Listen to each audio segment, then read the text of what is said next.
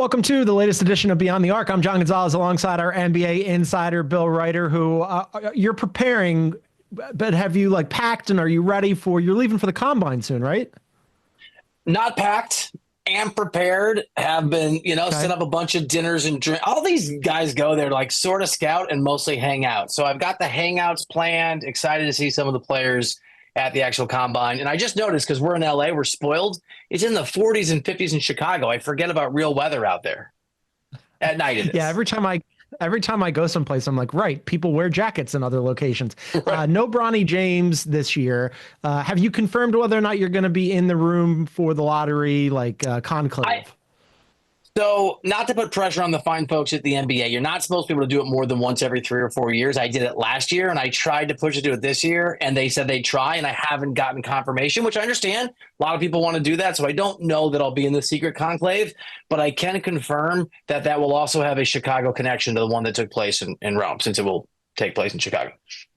I need you in that room for whatever happens when the Sixers either get the pick or don't get the pick. But either way, you'll send off a puff of white smoke and we'll figure out if the pick conveys or not. All right, later in the show, Celtics, they're down 2-0. Cavs, they're also down 2-0 as the series shifts to Indiana tonight. And we'll check in on OKC Nuggets ahead of Game 3 in Denver this evening. But first, Warriors and Wolves Game 2 last night, Bill. Wolves responded. Won by 24, led wire to wire. The series is now tied at 1 apiece. In Wolves postseason history, Bill, Anthony Edwards, I don't think that we really fully appreciate how good the Anthony Edwards Wolves era has been, because without Ant, in 31 seasons prior to Ant, they had 18 playoff wins. Now, in 5 seasons with Ant, they have 17 playoff wins. Bill, in their history, they have 12 first-round exits and 2 conference finals appearances, one of which was last season. If they win this again, it'll be back-to-back conference finals. Ant's been really good with the Wolves in his postseason era. Yeah, he's been really good. And let me just add to that litany of reasons things are looking up in Minneapolis. He's really, really young. I mean, this is a super young dude, and the future is obviously remarkably bright, John. I think last year's run gave you reason to think that Anthony Edwards would eventually be an NBA champion. I think this year's run, and obviously they've got a ways to go, including in this series, I think gives you reason to be convinced that if he is healthy, he will win an NBA championship. We now know that he can consistently help his team to be excellent. By the way, and I think you and I differ on this a little bit from yesterday's game, because we talked about this on HQ last night, but he hasn't been remarkable over the course of the entire postseason from a scoring perspective. He hasn't been very efficient. He hasn't found his shot, but still his presence, the team, whatever's going on, they're winning, they're progressing. And I think probably whether it's this year or the years ahead, this is something to get used to. And eventually we're going to be talking about parades, maybe plural, certainly singular in Minneapolis because of this guy. We're into the second round now. We're at the point of the postseason where we've been just on camera talking about basketball every day that I forgot that we did HQ together last night until you brought it up. And I'm like, that's right. We did that last night. Speaking of Ant and what we discussed last night, ankle scare where he gets landed on by Trace Jackson Davis in the second quarter. Don't forget, in the first series against the Lakers, same thing. LeBron rolled over on him. And so he's now dodged 2 bullets this postseason. Came back and played 34 minutes last night, Bill. To your point about him not being particularly, I think he was effective while not being particularly dynamic in terms of the output that he had. He had 20 points, 9 rebounds, 5 assists, 3 steals and a block. He keeps looking to find different ways to influence the game because his shot isn't really falling. I thought, though, the most encouraging thing was that he just came back and played 34 minutes. And, he could have played more minutes in the fourth quarter, but they didn't need him to because they were so far ahead. So they had the luxury of resting him a little bit after that ankle scare. We broke down game 1, but the real analysis was no Steph Curry. We can break down game 2. The real analysis is there is an Anthony Edwards. He's out there. You're right. He's going to play in this series. He dodged that injury, and it was scary. And they showed him going back to the locker room, and the way that he didn't want to put weight on it. It just, the presumption I think all of us had is there goes another superstar. And I'm with you. He looked fine. He looked explosive. I personally think to win an NBA championship, Anthony Edwards is going to have to start shooting from deep more effectively. I mean, this guy hit 40% of his threes in the regular season. We know he can be, and not just that, like the complaining on the free throws. He's not finishing at the rim. Yeah. I think he'll figure it out, but I also don't know what the hell's happening in the NBA anymore because every series is upside down and Donovan Mitchell can't shoot, and Jason Tatum can't shoot, and Jaylen Brown can't shoot. And so there is a world where he's just in Anthony Edwards, a weird shooting funk. But I'm with you. He's such a great player defensively, which maybe he doesn't get credit for from he's just a great basketball player. And if there's no Steph, I'm not sure how significant it is if he does or doesn't shoot the way that he should. He didn't shoot well in the closeout game against the Lakers, and here we are, right? No problem. They still 1-5. To progress, though, against presumably the Thunder or maybe the Nuggets, then whoever the heck comes out of the East, Anthony Edwards is going to have to play, I think, at a higher level, and I know that he can. But that sort of nitpicking aside, because I think we can have that level of standard for Ant now. You're right. The most important news yesterday is the fact that there's no news about him being injured. Yeah, he hasn't really shot well. None of them shot well in game one. They shot much better last night, Bill. You got 24 points from Julius Randle. I thought Jaden McDaniels looked awesome at both ends of the floor. And then that bench unit, they play three guys off the bench with Nas, Nickeil Alexander-Walker, and Dante DiVincenzo. They combined for 10 threes last night. So I thought, on the whole, really good response by the Wolves. I want to run this Julius Randle thing past you because we crushed him early in the season, and now it's like really hard to crush Julius Randle. He's been so good. So this comes from my buddy Law Murray at The Athletic. It's the fourth time that Julius Randle has had 10 field goals and 10 assists in his career, right? He's played 732 games, Bill. Just the fourth time that he did that last night. And it's the first time that he did it without overtime. All of a sudden, Julius Randle is like being a playmaker, providing for others, taking shots that come to him, not forcing things, not being a black hole on offense. Post All-Star break, Bill, this has been the guy that exactly what the Wolves needed. That's what he's provided. I mean, if you want to go glass half full on the Timberwolves, right? Because we're going to have a conversation about the Celtics. We've had this conversation, and sort of the reason the Celtics are still betting favorites, but barely, but they're betting favorites down 2-0 to come out of that series still. Why? Because I think there's an assumption that they're going to regress to the mean from a shooting perspective. For the Timberwolves, all the reasons you just talked about, Julius Randle is a guy that was, by the way, entering these playoffs, and we talked about this, literally one of the worst players in NBA history in the playoffs, just in terms of his efficiency and his decrease in output. You throw in what Randle's doing, what you just talked about, all the other guys you mentioned. When Anthony Edwards regresses back to his mean, the way that Vegas thinks Boston will, that means the Timberwolves are better and they're more dynamic and they're more explosive and they score more points. And by the way, they're playing incredible defense. I know there's no Steph and that's a part of it, but they held him to 93 points. So I think what you just talked about, the depth, the fact guys are stepping up. Donovan Mitchell's not shooting well. He's playing well in that series, but Ty Jerome in some of those games, 1 of 14. When your star is, struggling with a shot, when everybody else steps up, plays at a high level, when Julius Randle is having career games, I think it just speaks to not just how dangerous this team is in its entirety, but the fact that there's a ceiling here, John. There's another level that I think the Timberwolves get to if they get through the series once, whenever. Eventually, I think Ant starts looking like a superstar again.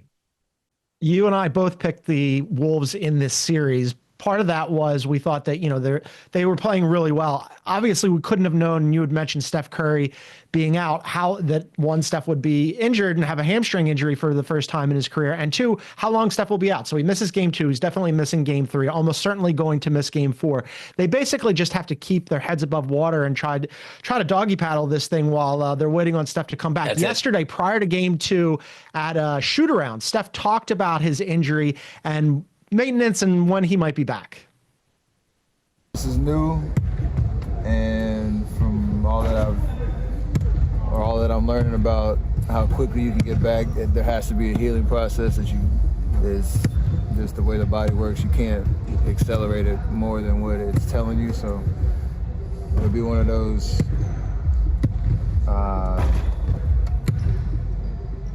after a week, like really reevaluating every day to kind of understand when it's safe just to even think about playing, let alone like how much can you push it. So, Bill, this season now without Steph, they are 7-6, and in Warriors playoff history during the Steph Curry era, they are 9-4 now. Some of that happened when they were loaded back in like 2018 when they had KD and Clay. And so maybe the playoff record doesn't really count. I think it's probably more indicative of how they've played this season, that they're barely above 500 without Steph Curry. You talked about this on HQ last night, which I totally remember us doing together. You had said that they have to basically win like one of the next 2, right? Come out of this 2-2 after 4 games? Yeah, right. Entering yesterday's game, you had to be, I think, 1-2. Get it to 2-2, push back the timeline. Because here's the reality, right? the Warriors aren't in this to make the conference finals and say what a successful season, not to dance on the grave of the Pistons, but they're not the Pistons who, had they advanced out of that series and made the conference finals, it's a success. So it doesn't matter if Steph Curry has to rushes himself back because they're down 3-1 and he rushes out there and he limps his way through and he somehow sparks a victory in this series and they have a comeback, but he re-injures himself.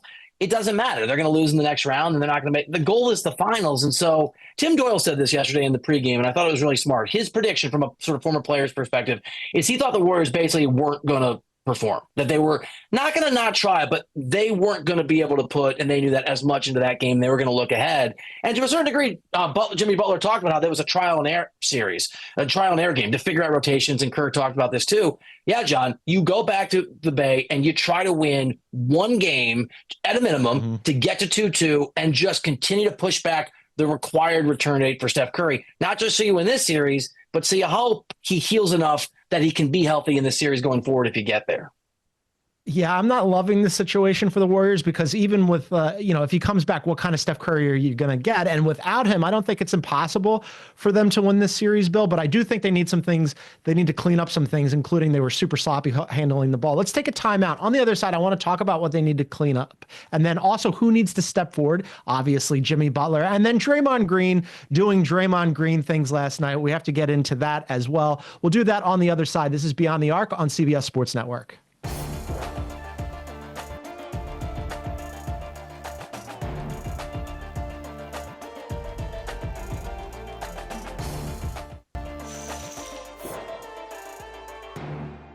All right, welcome back to Behind the Arc. A reminder that you can find us wherever you get your favorite podcasts. Please download, subscribe, and leave a review. Bill, things that the Warriors need to clean up as they wait and hope and keep their fingers crossed that Steph Curry returns. They had 20 turnovers last night for 22 points. Stan Van Gundy called this out on the broadcast, and I thought it was a smart point that you unplug, and Steve Kerr also talked about this as well. You unplug Steph Curry, and all of a sudden now, you're asking a whole bunch of people to do a whole bunch of things that they might not have to do when Steph Curry is out there. And you're getting a lot more of point Draymond out of this, which I think is fine. In the first game of the series, he also shot the ball really well. He didn't shoot the ball well last night. We can get to Draymond in a second, but you called this out last night as well. Jimmy Butler had 17 points, 7 rebounds, 4 assists last night, a steal. He was fine. He took 13 shots. I think he might have taken more if the game had been close. He sat for a large chunk of the fourth quarter, but fine is not going to cut it, Bill. That's not playoff Jimmy. That's not the guy that they need him to be, especially with Steph Curry out. Jonathan Kuminga had more points than Jimmy Butler. Credit where it's due. Jonathan, that's my guy. JK. He looked good last night. He was more impactful, right? Like those bursts where you're where there's someone on the floor being a catalyst and trying to provide some momentum. Look, so this gets back also into the Steve Kerr thing. I like Steve Kerr, and I think actually analyzing him is nuanced, and because I think both sides, he's the greatest basketball genius of all time, he's the biggest idiot of all time, can sort of paint his realities whichever way they want. Why are we talking openly about having to figure out rotations without Steph? You had an entire basketball season. I know Steph played during the basketball season, but you don't know your personnel. That's a coaching problem. Now it's Jonathan Kuminga time. So I'm not as worried about the turnovers. 20 is absolutely unacceptable. You can't do that. Yeah. The Warriors always turn the ball over a lot for a championship level team. That's just always been something that they do. They get out and they go and they don't protect the ball as much as some other teams. That's just not been their focus for whatever reason. So 20 turnovers is too many, but if it's 14, it's pretty par for the course. I'm not worried about it. I'm with you on Jimmy Butler. I'm worried about Jimmy Butler not being aggressive. And even Jimmy after the game said some version of it doesn't matter. I can do that. I can score 45, but I like to get my guys involved. Who cares how your guys feel? What they want to feel is a victory. If Butler doesn't go out there while Steph's down and play extraordinary basketball, play playoff Jimmy basketball, it's hard to see a way forward for the Warriors winning games here. Yeah, there are certain circumstances, right, where distributor Jimmy is called for. I didn't think that was last night when they were down from the Wolves led from wire to wire. You needed points in that game, and they needed somebody to score the ball. And Draymond already used up his allotment for 3-pointers for the series, so you got to go to Jimmy Butler on that one. You're right, Jonathan Kuminga, he caught a bunch of DNP-CDs in the first round, looked like he wasn't going to be part of the plan. And Steve Kerr has talked at length about how he doesn't like the spacing between Jimmy, Draymond, and Kuminga because none of them can really shoot. Well, guess what? Desperate times call for desperate measures. In comes Kuminga, has 18 points on super efficient 8 of 11 shooting. I thought he was excellent last night. And I'm, as you know, not a Kuminga guy, but they needed somebody to give them a little spark. And to your point about Steve Kerr's rotations, he played 13 guys in the first half before the game was even really, truly out of hand. He was really, I think it's two things here, Bill. One, I think it speaks to the greatness of Steph Curry that when you have Steph, it makes life for all the bit players so much easier. And two, I think Kerr was like just casting about in real time, looking for some combination, because last night he said it was part of the plan to play a bunch of guys. But I think like as the game started to get away from him, he went, oh, okay, this combination isn't working. Let's try another one. This one isn't working. Let's try another one. And like all the buttons he pushed, none of them worked. I'm going to do your point one. Also like, yeah, go ahead. Your point one plus point two equals 3. And that is Steve Kerr doesn't know what he's doing when Steph Curry's not out there. I mean, I'm not sure that's true, but it lends some credence. I know you want to defend Steve Kerr because you had a nice conversation with him once, and I like him too. I like Steve Kerr too, but you don't know, like a guy that you just don't play. You DNP in critical playoff games now is a critical part of what you're doing. You're mixing and matching. How do you, if you don't have a plan as the head coach, how do you expect your team to know how to execute it? I like Steve too. But it's not as if Steph didn't go out in this game, right? He went out in game 1. He went out early in game 1. You've had some time to figure out maybe what you want to do and who you want to play. So I did think it looked like a panic move. Now, I'll say this, and I already said this, but I'll say it again to defend. Jimmy Butler said this was a trial and error game. So maybe actually Steve Kerr accepted we're not going to win this game. So I'm just going to throw out all these combos under the harshness of playoff basketball to see what sticks and what works so I can transfer it when we go back home and try to win a game or two. But I think that's being real generous to Steve Kerr. Yeah. I mean, it's just, I think without Steph, this is like a real Herculean Sisyphean task for them. It's not, it's not impossible. Yeah, Sisyphean. It's not impossible for them to roll this boulder all the way up the hill and not get smushed by it. Yeah. However, I think more likely they get smushed by it unless Steph comes back. And, you can try all the combinations you want, but it's going to be really difficult to beat a fully healthy Wolves team who, after that shooting display in game 1 responded really well in game 2. One of the guys they need, Bill, aside from Jimmy Butler, to really step forward, and he did in game 1, but he didn't really last night because he was distracted, was one Draymond Green, who threw an elbow at Nas in the first half in what was a perfect Draymond play, not at all a basketball play. He complained about it afterwards. He got teed up. Bill, Steph Curry had to come off the bench to calm him down. Jimmy Butler had to calm him down. Steve Kerr had to calm him down. Bill, you'll remember that in game 7 of the first series against the Rockets, there was this big report, all this reporting about how Draymond really, he said that he apologized to the team and he needed to keep his composure because he has all these technicals, and he's got 5 technicals already this playoffs, 2 more triggers a suspension. He's got 2 flagrants, 2 more of those would also trigger a suspension. But I was led to believe by the reporting that Draymond had learned his lesson, Bill, and that Tom Izzo had reached out and talked to him, and they had a heart-to-heart about Draymond really needing to keep his composure and keep himself under control. What happened to that? To your great bemusement yesterday on CBS Sports HQ, I dropped the often-used sports comparison to Dr. Laura, who I would not stand by many of the things Dr. Laura said, but Dr. Laura's primary line was people don't change, and it stuck with me. Because you know what?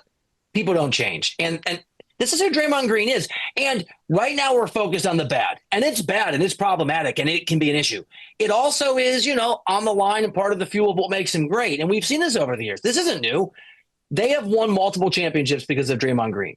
They lost out on a 2016 championship and the right to call themselves the greatest team in individual in a single season history ever because of Draymond Green. And so he's gonna live on that line, and it's gonna be close between being worth it and not worth it. He's gonna be the catalyst that gets you there or gets you to the wrong side of it. And he's not gonna change. He's not going to control his emotions. He's not going to stop. It doesn't matter how many times Tom Izzo talks to him or he pretends. I mean, I'm sure he apologized. He didn't, and I'm sure he meant it when he said it. This is who he is, and it's one of the great sort of question marks of watching the Warriors is Draymond going to be great or horribly problematic or both over the course of a 7-game series? Yeah, the answer is probably yes, right? I mean, and to see Steph's frustration, because how many times have we seen Steph have that conversation with Draymond? Steph wasn't even playing last night. He's in street clothes. He had to come off the bench and be like, listen, man, what everybody knows, but you have to remind Draymond, we need you right now. They need him even when Steph is out there, because Draymond is an exceptional basketball player and he does so many things well on the court and he unlocks so many things for the Warriors, but they especially need him to be out there and available and keep his head on his shoulders when Steph isn't out there. Because if Draymond all of a sudden gets 2 more technicals, he's suspended for a game, or 2 more flagrants, he's suspended for a game. Bill, the idea of this Warriors team getting past the Wolves without Steph is difficult enough to parse, let alone getting past the Wolves if Draymond gets a suspension. It's just like, I can't believe that after all of these things have happened over the course of his career, that they still have to remind him of all of this. Not to mention the play that where he threw the elbow, it isn't even close to a basketball play. Remember, it's not even a question. It's not even, and then he's obstinate about it. He's angry about it. He should have done a second tee, by the way. You don't have to be a lip reader to have picked up exactly what he was saying to the officials. And in some cases, it was telling them to do something anatomically impossible. I mean, like, he should have gotten a second tee. He should have. And so he's actually getting the benefit of the doubt. I thought he was trying to do it. It felt like he was trying to do it. I think he just went to that place where he's an emotional competitor. And I want to circle back to what you said about Steph Curry, because you're right. You don't see him be frustrated very often. And the thing that is, I'm told, the most brutal, infuriating, the sense of powerlessness when you're a star is when you can't play and you can't impact the game, right? It's why so many stars that transition to coaching fail. They're so used to being on the floor. If you're Steph and you can't impact the game, and you feel like you have a chance at a title, and you don't know when you're going to come back, and you're watching Draymond doing this when you're not on the floor, you can't calm him down by hitting a shot. You're not out there to kind of smooth it. In street clothes, it doesn't reach the same way. It doesn't impact the same way. So I'm sure that's one of the first times Steph experienced Draymond Green the way that we do, which is outside the bubble of control and outside the ability to have an impact. And it probably explains why he looked as frustrated with Draymond Green just looking at him as I can remember ever seeing him. It's just the way he gets into these situations is almost comical, because these plays, not surprisingly, on social media, a bunch of people put together some super clips of like him and all these plays where, he hit Nurkic, or he put Rudy Gobert in a chokehold, and then the Naz Reid one last night. One of the ones that didn't even make the cut was from the first round series against the Rockets, where he got mixed up with Tari Eason. They both tumbled to the floor, and somehow Draymond Green's legs ended up on top of Tari Eason's shoulder. There's nobody else in the NBA, nobody, who ends up in those situations where you're like, wait a minute, how did Kyle Kuzma's legs get tangled up on Tari Eason's shoulders? Like, I don't even know how he gets in these situations, Bill. And when you cover these guys, you just like some guys and you don't like other guys, and it is what it is, right? I like Draymond Green. I want to support Draymond Green. He is indefensible way too often now, and I'm just saying that as a random person. I'm not a Warriors fan. I like him. I find him smart. I find him engaging. I find him interesting. Mm-hmm. What he's doing is unacceptable. And you said it. They need every ounce of greatness from every player that they can get, every player, without Steph out there. And Draymond is doing the opposite. Yeah, as a neutral, it's curious, but it's also highly entertaining. So part of me doesn't want him to change, but he definitely needs to if they're going to win this series. All right, we're going to take another break. And then on the other side, we're going to get into the 2 Eastern Conference playoff series that are both 2-0, and which of the teams that's down 0-2 has a chance to climb back into this thing. We'll talk about that on the other side. This is Beyond the Arc on CBS Sports Network.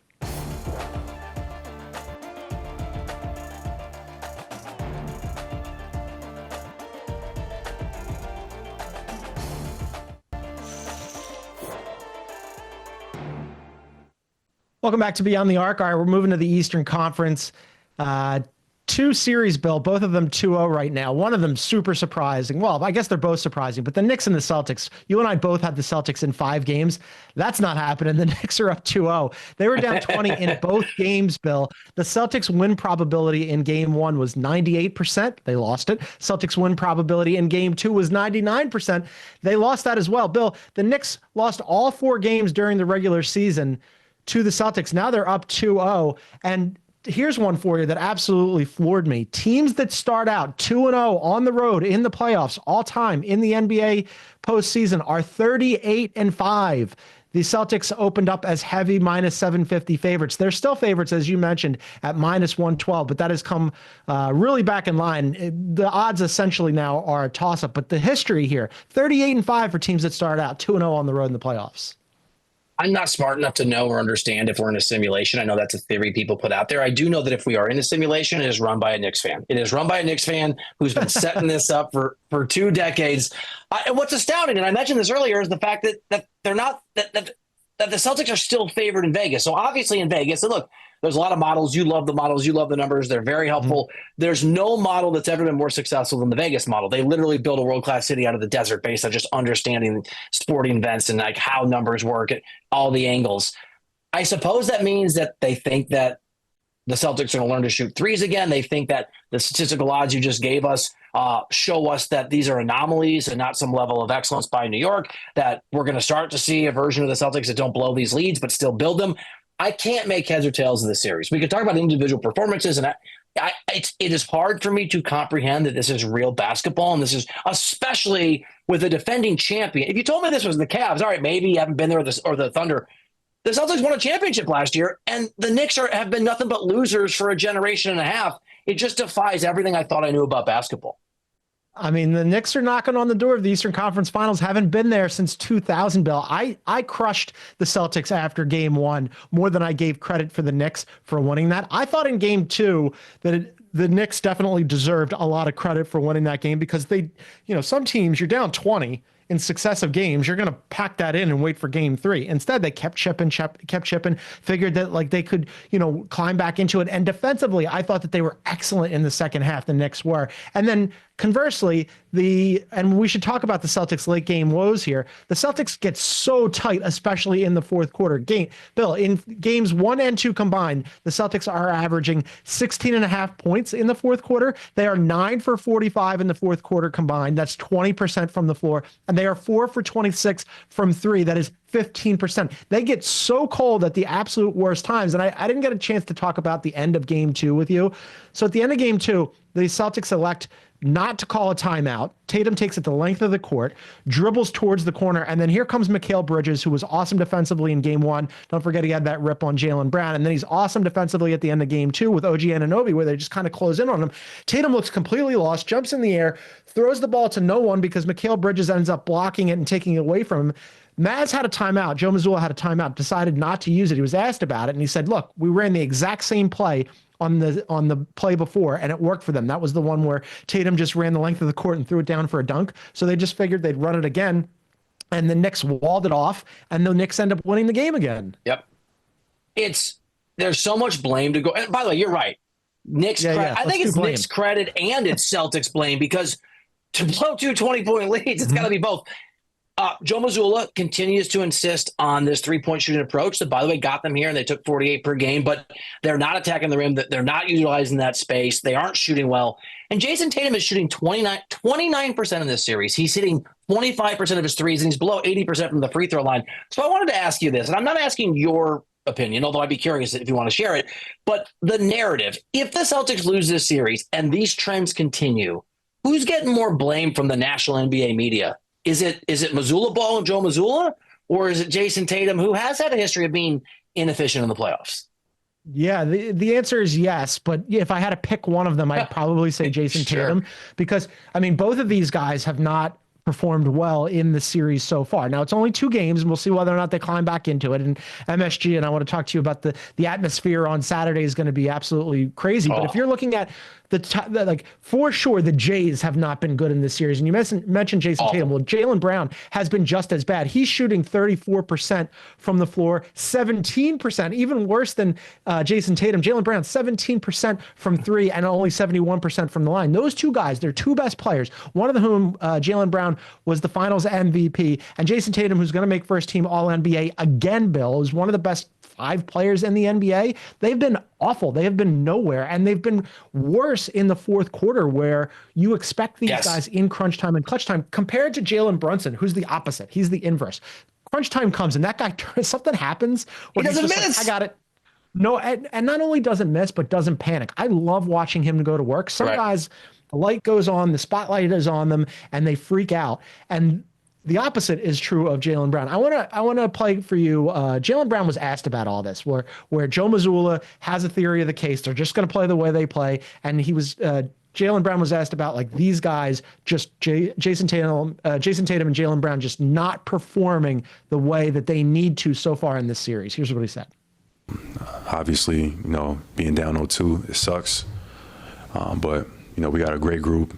And if I had to select any guys that can get it done, it's the group. It's the group that we have in our locker room. We just got to come out, be a little bit more poised, take a deep breath, convert our opportunities. We missed layups, easy baskets, you know what I mean, and take advantage. 2 games, we up 20 points. Somehow end up not with wins. It's inexcusable, but we're gonna learn from it. We're gonna respond. Bill, two things jumped out for me there. He said that they need to be poised and they need to take a deep breath, and he rattled off the moments when they weren't. These are the defending champions. Doesn't that sound to you like, hey, they got a little bit rattled end game in both games 1 and 2? And I love him being honest about it. I love the candor. Inexcusable is exactly correct. And we know, I don't know if Jason Tatum can be that guy. I've never seen that in successful playoff runs that culminate in a championship. I haven't seen it. I've seen it from Jaylen Brown. And part of what I found, and I'm glad you brought it up, really interesting, is last year, Jaylen Brown bailed out Tatum. And look, it's more complicated. We've discussed this. There were things Tatum did that were incredibly impactful and important in that run. But at the end of games, the reason Jaylen Brown was the finals MVP is Brown was the go-to guy. And other guys contributed. Other guys helped. They have a very deep team, and other guys aren't stepping up the way that they need. But now that Brown is playing like this, it really, I think, shines a light on the fact that Tatum, who is ostensibly your best player, that is the sort of prevailing logic, has been awful again and again and again in these moments. And I think the thing that's shocking for me is not that Tatum's been this bad. I've seen it. I don't love it. I don't like it, but I'm not surprised. I am very surprised that he's this bad and Jaylen Brown is equally as bad. I just find it really perplexing.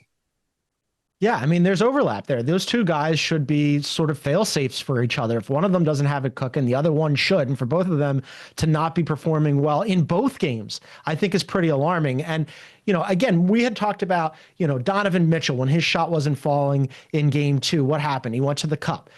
We've seen that in other series, Tyrese Halliburton, whatever, guys that adjust. Anthony Edwards, same deal. He shot and made more three-pointers this season than anybody else in the NBA. His shot wasn't falling in game 1. He tried to influence the game in a different way. Now, Jason Tatum on the play right before the end play in game 2 did go down for a dunk and throw one down, but like a little too late here. I'd like to see more of that, them being more aggressive. Both of those guys can break down basically any defender off the dribble. Neither of you are shooting well. Get easy shots. And for them to say, and for Jaylen Brown to say that the moment has been too big, a little bit alarming. I can't wait to see how they respond in game 3. The Garden is going to be absolutely nuts on Saturday. Must-win game for sure. Oh, my.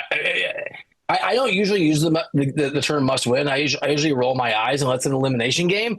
This is the exception to that sort of semantics technicality. It's absolutely a must-win game. And the thing that's crazy about basketball is if the Celtics win, and they can, obviously, then all of a sudden game 4 becomes this huge momentum shifter for the Knicks.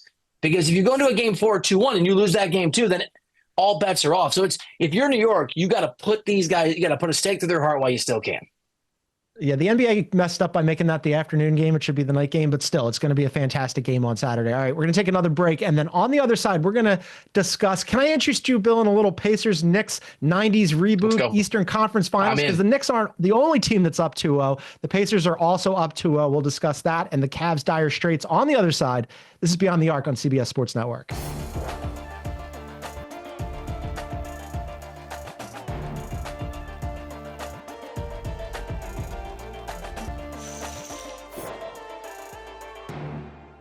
All right, welcome back to Beyond the Arc. A reminder, you can also find us on YouTube at Beyond the Arc CBS. Please hit the like button, leave a comment, subscribe. Click on that bell symbol. You'll get notified when we go live. We're going to have a live show on Monday following the lottery reveal. Bill will be there. He won't be joining us for that, but we'll discuss it with him the following day on CBS Sports Network. All right, the other Eastern Conference series here, Bill. Pacers and Cavs. The number 1 team in the Eastern Conference all season long. They're down 2-0 to your Pacers, Bill. As I mentioned previously, but it bears repeating, teams that start 2-0, up 2-0 on the road in the playoffs, which the Pacers have done, are 38-5 all time. Bill, the opening odds had the Cavs at minus 550. That's flipped. It's now Pacers minus 194, Cavs plus 164. Cavs are favored tonight. I think that's a little bit of, hey, the Cavs got to do it, otherwise they're cooked. But man, this series has just blown me away. The Pacers have been excellent, and the Cavs obviously dealing with 3 significant injuries. Right. So, yeah, Evan Mobley, DeAndre Hunter, Darius Garland are obviously remarkably significant players.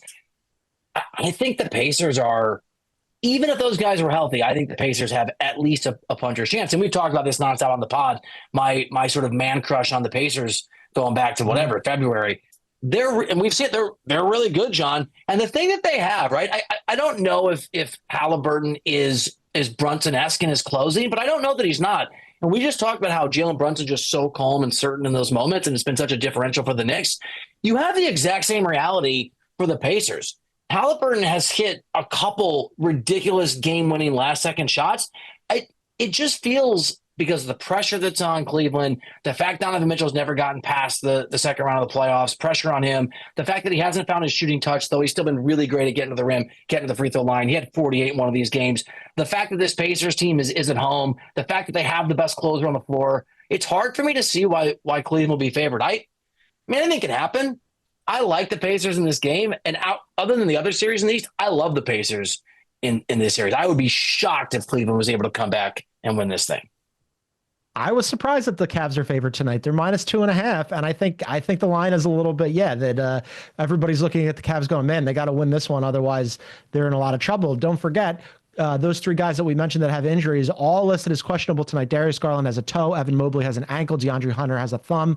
They're all questioned. Mobley and Hunter got hurt on successive possessions, back-to-back possessions in game one. And so, that's the defensive player of the year that you're losing. That's your best bench scorer that you're losing. That's your other starting backcourt member that you're losing. It's really difficult. I thought that the Pacers had a great shot to win this series, even if the Cavs were fully healthy. Without the Cavs fully healthy and up 2-0, I think that you all did. of a sudden, I didn't know that. No, I picked the Cavs to win the series, but I mean, the Pacers have been great. It wouldn't have shocked me if the Pacers had won against the Cavs fully healthy, because they've been so good in the second half of the season. You flagged it well before anybody else that I know that, hey, take a look at the Pacers and what they've done, post January 1, where they really climbed into that category with Oklahoma City and the Cavs and Boston in terms of their record. And now it's bearing out in the postseason as well. You mentioned Tyrese Haliburton. That's like the principal reason why they're here, is that he figured it out after January, where he's been so good. And he's a guy who, much maligned,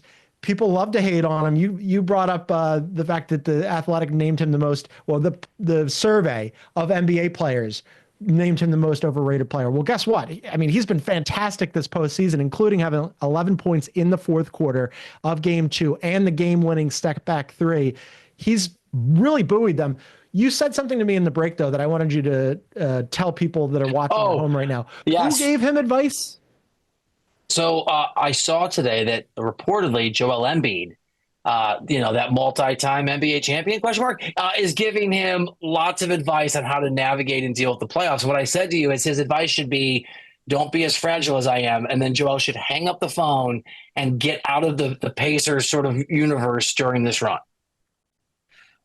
That floored me, because this is a guy, Joel Embiid, who has never made it out of the second round. And he's talking to a guy, Tyrese Haliburton, who is just last year made it to the Eastern Conference Finals and is now 2 games away from making it for the second consecutive year. What advice could he possibly have given him? I mean, that's just like so absurd, patently absurd on its face. I'd mentioned this as we went to break here. Bill, the Pacers and the Knicks, the Pacers haven't, they went to the Eastern Conference Finals last year, but the Knicks haven't been to an Eastern Conference Finals since 2000. They had those classics in the late 90s. I don't think anybody anticipated that this could even be a remote possibility, but now maybe it's not a probability, but there's a real chance here that that's what happens. And by the way, unlike those series, not that those weren't fun in their own way, these are thrilling offensive basketball teams. I mean, the buzzer beaters and the way they move the ball and the scoring, the pace of play, I'm here for it. Give me Pacers, Knicks all day long. And I wanted to make this point before we run out of time.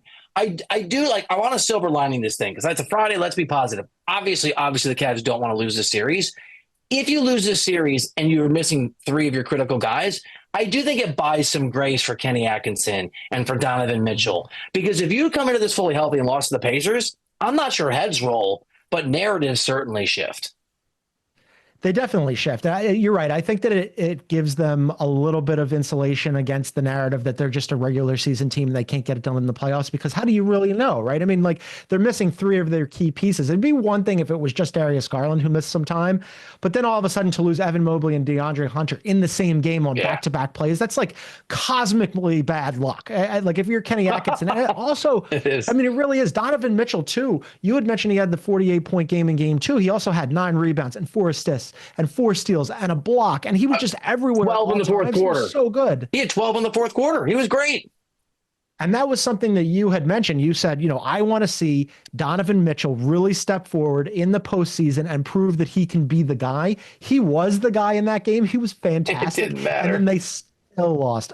Just an absolute blow. So we'll see whether or not the Cavs can climb back into the series when they play the Pacers in Game 3 tonight. We're going to take another break, and then on the other side, we'll discuss the other Game 3, Oklahoma City at the Nuggets. That series is tied 1-1. That's coming up. This is Beyond the Arc on CBS Sports Network.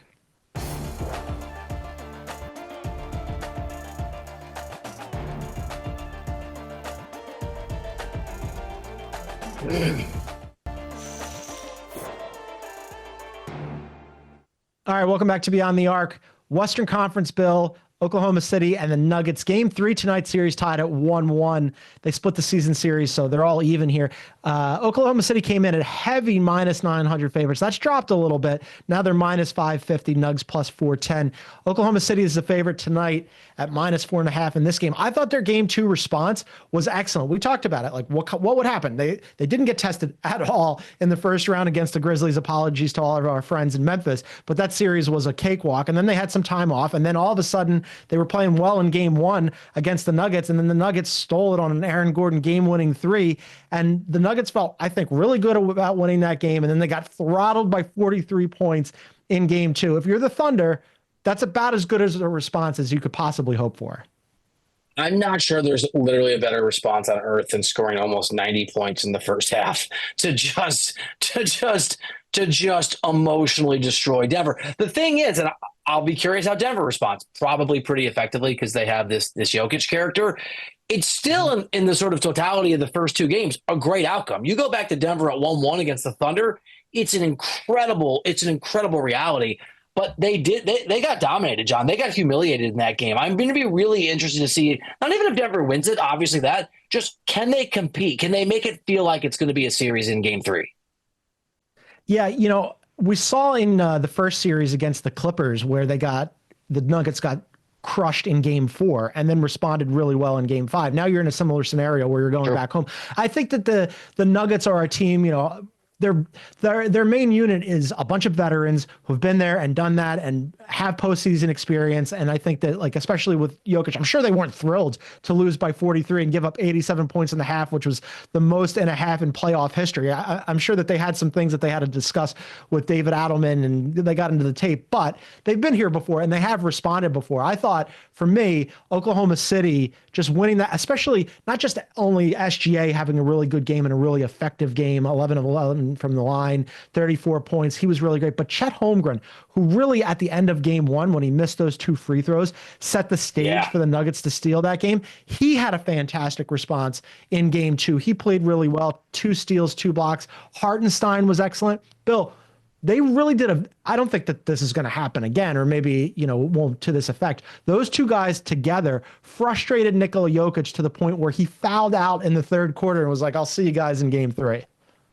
It's not going to happen again. Here's my bold prediction to close with. Winner of this game wins the series. I was thinking about this last night. Winner of this game wins the series.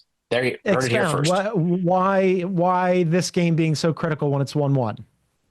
Because I think that if you have Jokic and you go up 2-1 and you sort of lean into and expose what would then be this Thunder's lack of experience and the nerves they're going to feel, coupled with the experience that a lot of these Nuggets have, I like Denver to get it done. But if the Thunder can kind of get over that hump, chalk off the first game to it being an anomaly on that crazy last-second play and the domination of Game 2, I think they're off and running. I think the Thunder are better. They just have to be able to play like it, and this game will be critical to that. Critical game tonight. Who are you taking tonight? Well, based on what I just said, the Thunder. Okay. I think the Thunder are going to All right, I'll go the other way. I'll take the Nuggets tonight. We'll see whether or not that comes to fruition. That's going to do it for us today, though. We're going to be back at it on Monday right here on CBS Sports Network at 1 p.m. Eastern to recap all the action from this weekend. Come and join us. But for now, for our NBA insider, Bill Reiter, I'm John Gonzalez. Thanks for tuning in, everybody. Have a great weekend.